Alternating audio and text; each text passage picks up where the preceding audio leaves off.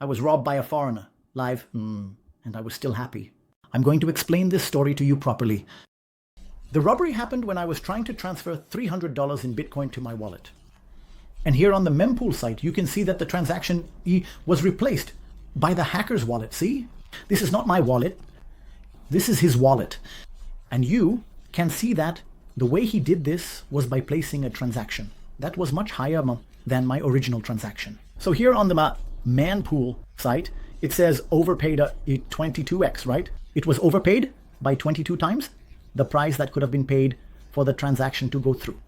It all started in 2015. Someone decided to send approximately 32 Bitcoins to 256 wallets, with the first wallet having 1 bit, the key, second having 2 bits, and so on up to 256. These wallets became known as puzzle wallets, and they were initially discussed in a forum called Bitcoin Talk, which is the same forum that Satoshi Nakamoto frequented while he was still alive.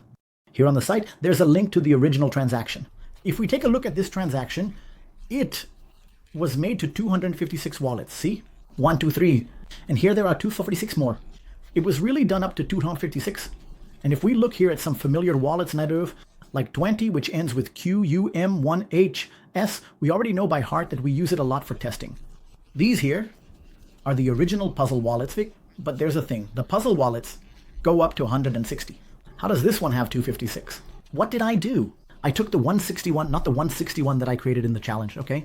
The original 161 of the puzzle, and I opened it here to see what happened. So folks, check it out. On January 15th, 2015, there was the first transfer of 0.16 Bitcoins. And in 2017, those Bitcoins were withdrawn. And I also noticed that they were withdrawn to all the wallets starting from 160, 661, 162, up to 256. What I think happened, Hondink, was that in 2007, the owner of the challenge withdrew everything because he saw that no one would be able to reach a 160. And he redistributed it into the smaller wallets, so much so that these wallets received new deposits. The cool thing is that if we take a look at the history of the forum back in 2015, people tried to figure out what the formula was. They thought there was a formula for these wallets. If you figured out the formula, you would have access to all the wallets. That's what they thought at the time. As time went on and the wallets were revealed on Coinbase B, they found out that there was no formula at all. It was all random. Okay, but what about the guy who stole from you? What's he got to do with this? Calm down, everyone. Calm down. First of all, he didn't steal anything, okay? It was all authorized. I authorized anyone who could, who managed to hack my funds from my transaction. And I'm going to explain to you why. But hold on, we're still in 2015, okay? The theft was last week, 2024. The weirdest thing is that the folks on the forum stumbled upon this challenge by accident. A guy was messing around just like me, trying to do brute force. And he saw that in these tiny wallets, he started to find things, and he tracked the transaction back to the original transaction. And he discovered here, it was in this transaction, and he saw that the original wallet received 56,000 Bitcoins. Folks, that's a lot of money, meaning it was a really big fish that created the challenge. To this day, we're not sure. We think it's Satoshi. And given the amount of Bitcoins, it was probably him. Fast forward to 2024, there are over 900 Bitcoins, folks, almost 300 million raised. And the wallets up to 65 have already been found.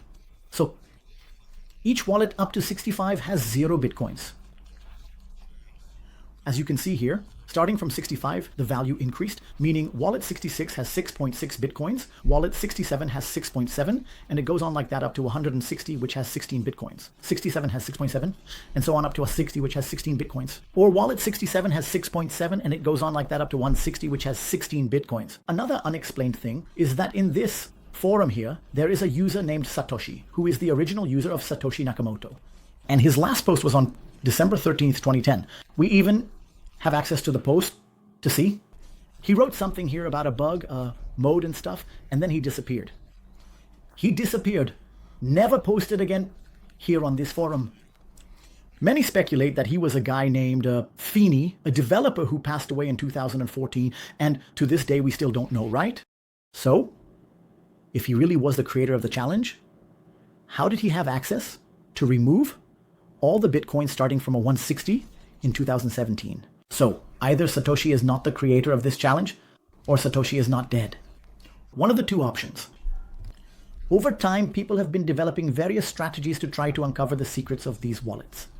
This one here, for example, made a nice drawing. See? Here we have 1 bit, 2 bits from wallet 3. He painted each bit black and each non-bit remained white. So it ended up being this drawing here, which doesn't mean anything. Just this pyramid or triangle shape, because the bits are actually increasing. But other than that, there doesn't seem to be any pattern at all. Here on the channel, we have several programs that I wrote myself with the help of various collaborators. And we go line by line, deciphering the code. This code tries to find these wallets. It goes through them one by one. There are other strategies. There's the random strategy, which looks in various random places. There's the strategy where you choose the percentage of the yield to search for. There's the code in JavaScript. There's the code in Go. Some people have written code in Python, but it's not here in my repository. There's even web code where you don't have to do anything. You just click the button and it searches for you. And there's also a code called Key Hunt. In my opinion, it's one of the best codes out there. It was written by a guy named Alberto, a real pro. And this code here is one of the fastest, most efficient ones. A lot of people are using it too. There's also a video here on my channel explaining how to run it on Windows. Just to show you an example, I have here BTC Go, which is a code that was developed here on the channel, okay? For me and for my collaborative hunters. I'm going to run BTC Go here, and it's going to ask me how many CPUs I want to use, and I'm going to put 20. It's going to ask me to choose a wallet, and I'm going to choose number 23, okay? Just to demonstrate here for us. And it has several modes. The goal of this video isn't to explain BTC Go, it's just to give a demonstration. I'm going to put in 1, and now from the moment it's searching, it has already found something. It found it really quickly because this wallet 23 has low security.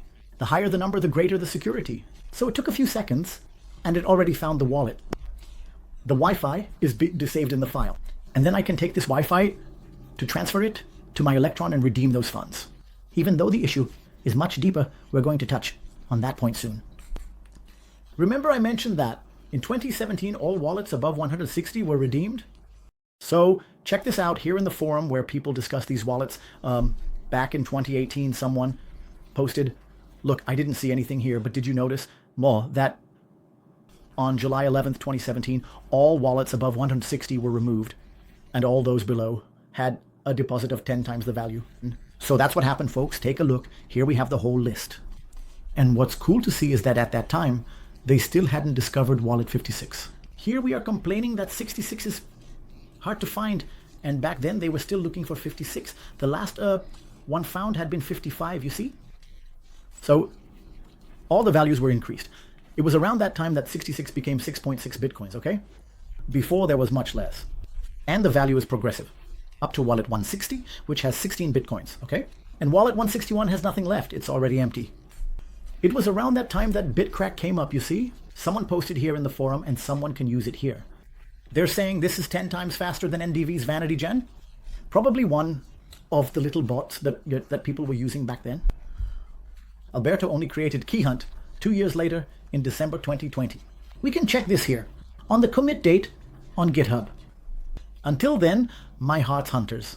The way to find these bitcoins was through brute force meaning generating keys and comparing with the address. Generating keys, trying and comparing with the address. But then, as the community grew and evolved, they started developing new algorithms that could, for example, obtain the private key from the public key. This is just the very beginning of it.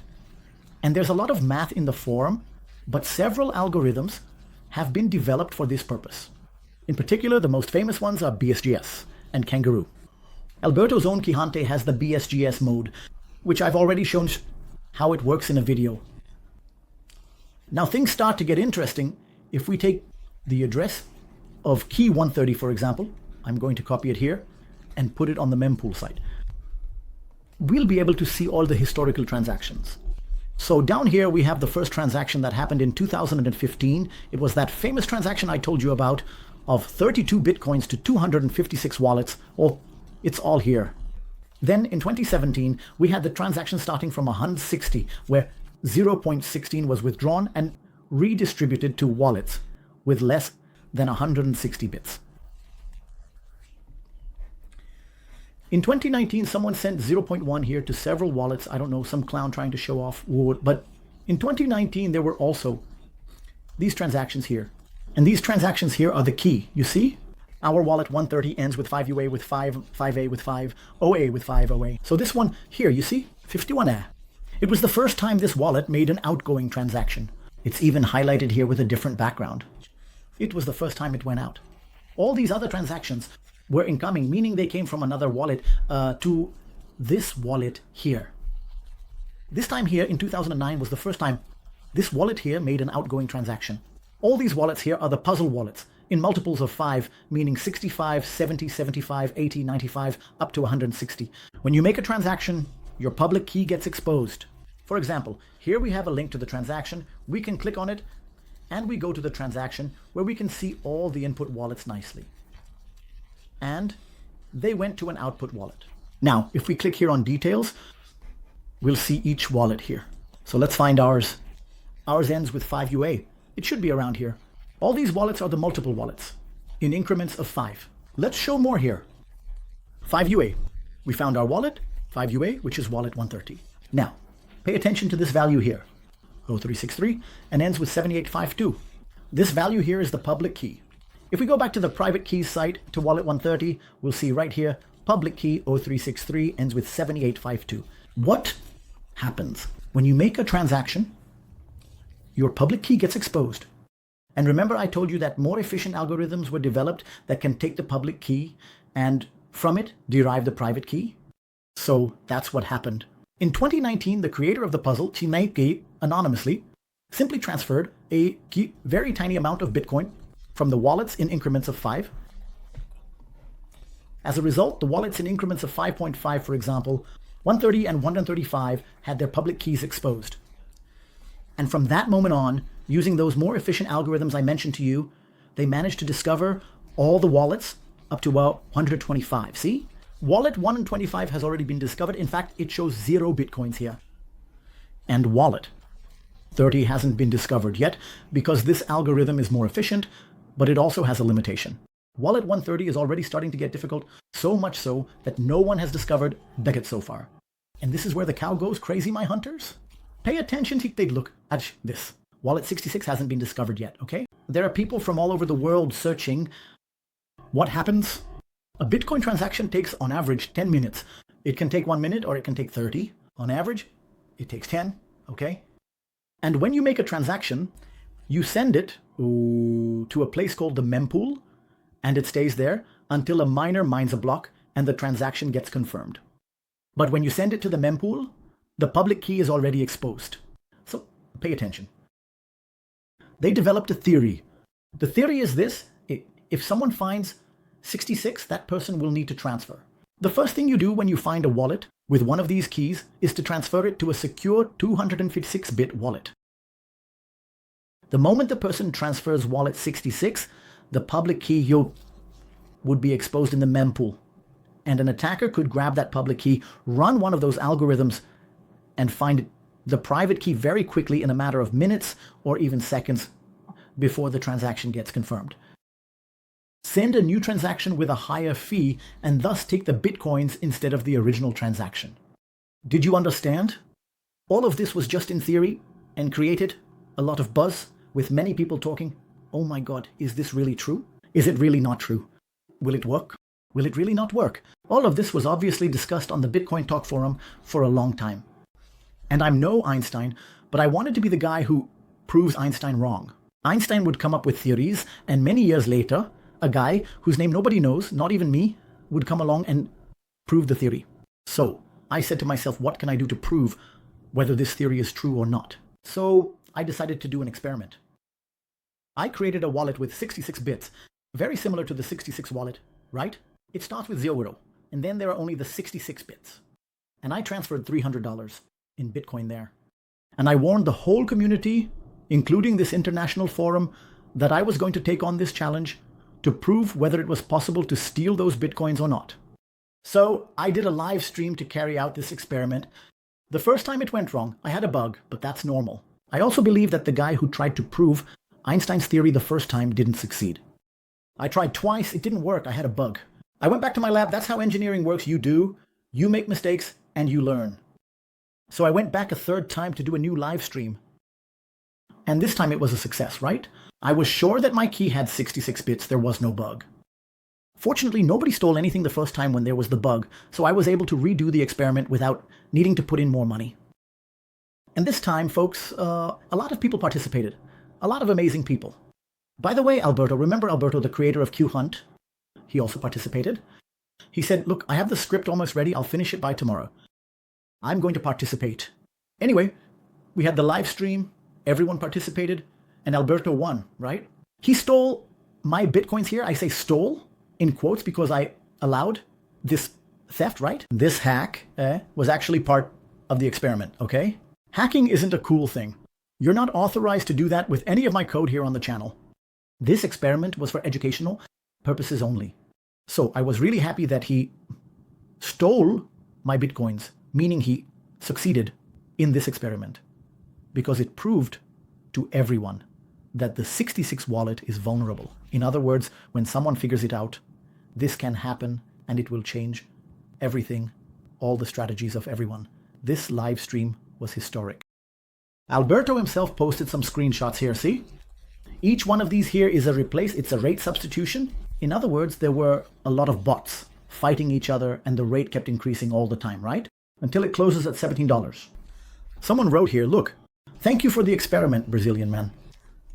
And a lot of people ask me, so what are you going to do now? I'm going to keep looking, folks. First of all, I'm not looking for this wallet for the money. I'm in it for the learning. I know that the chance of finding it is minimal, very minimal, practically impossible, right? But I'm here for the learning, for what I learn, so I'm going to keep searching. If I find it, there's a chance I'll try, you know? What if I'm lucky? Whenever I transfer, a block happens. What if it happens at that moment?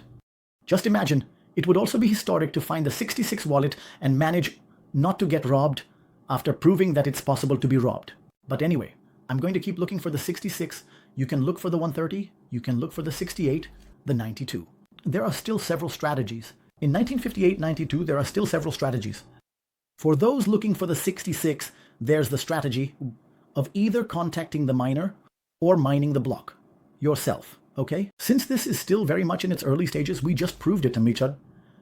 I'm still going to study it, and I plan to make videos about the options we have, but this doesn't kill the crypto treasure hunt.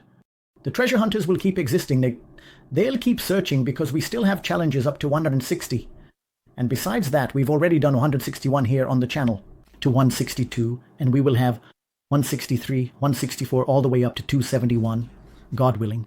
So, if you like this video, don't forget to leave a like so we can fight the forces of evil, no? Subscribe to the channel, check out our Facebook group, our Discord group, and see you next time, my treasure hunter.